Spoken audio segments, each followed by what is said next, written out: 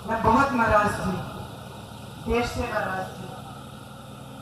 मैंने देश को अपनी अमानत भेजी, अपने पिताजी दिए और देश ने सुरक्षित नहीं रखे।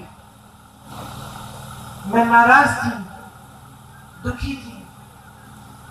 मैं सोचती थी कि मेरा दुख कोई समझ नहीं पाएगा। मेरे पिताजी वापस नहीं आए,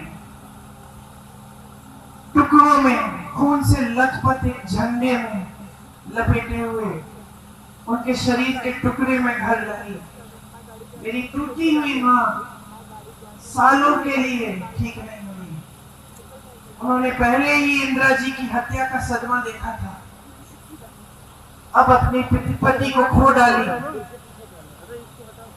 बहुत दिनों के लिए खाती नहीं थी, सिर्फ नींबू पानी पीती थी, 2-4 गिलास, मुश्किल से जबरदस्ती करके खिलाती थी।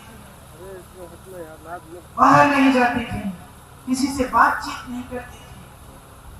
7 सालों के लिए घर के अंदर ही रही, ज्यादा बाहर गई नहीं। उस सदमे से बाहर निकल नहीं पाई।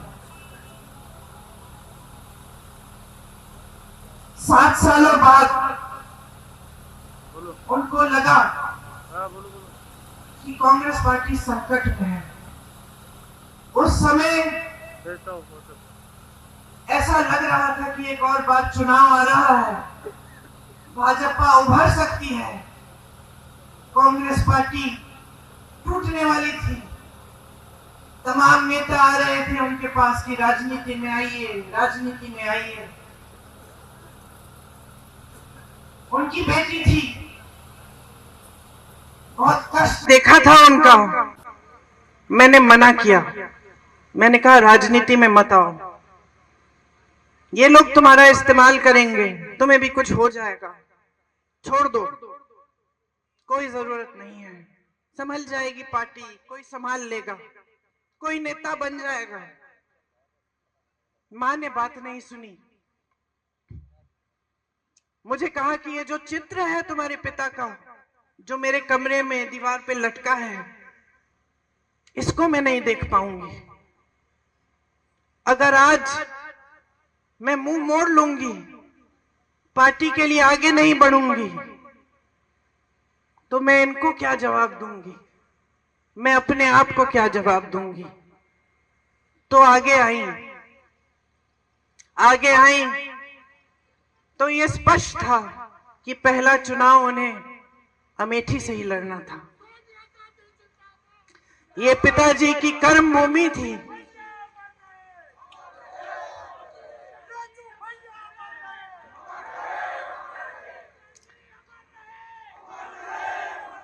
सच बताओ तो जब ये तय हुआ कि वो चुनाव लड़ेंगी अमेठी से, तो एक शाम को उन्होंने मुझसे कहा, प्रियंका कैसे करूंगी, मैं तो कभी चुनाव लड़ी नहीं हूं।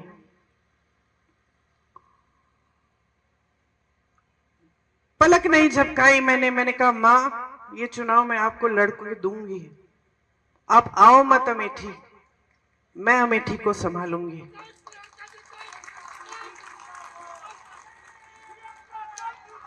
और मैं आपको बताऊं मैंने ये क्यों कहा, क्योंकि मैंने आपको बताया कि जब मेरे पिताजी शहीद हुए तो मैं नाराज थी, दुखी थी। मुझे ऐसा लगता था कि कोई मेरा दुख नहीं समझ सकता। लेकिन फिर कुछ हुआ। उनके अंतिम संस्कारों के बाद हम अस्थि विसर्जन के लिए इलाहाबाद आए, ट्रेन से आए।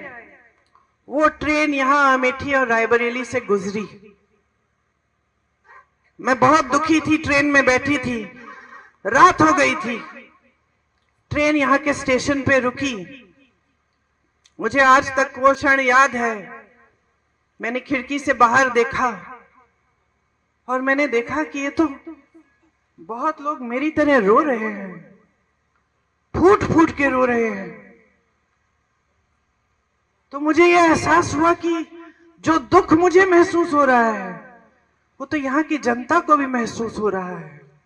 यहाँ के जो कार्यकर्ता थे, जो सारे इंतजार कर रहे थे बीच रात में कि राजीव जी को एक अंतिम बार देखेंगे, उनकी अस्थियों को देखेंगे, श्रद्धांजलि देंगे, उन सब के दिलों में वही दुख था जो मेरे दिल में था।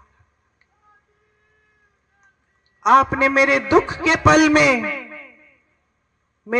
के पल में आपने मेरा साथ दिया।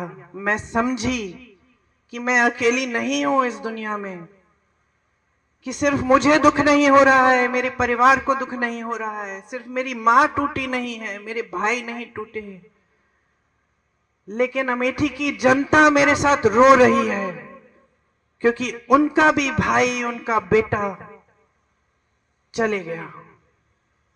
इसीलिए जब मां ने कहा कि अमेठी से चुनाव लड़ेंगी, तो बगैर हिचकिचाए मैंने कहा मैं लड़वाऊंगी, क्योंकि मैं जानती थी कि जब मैं यहां चुनाव लड़वाने आऊंगी तो मैं अपने परिवार के बीच आऊंगी।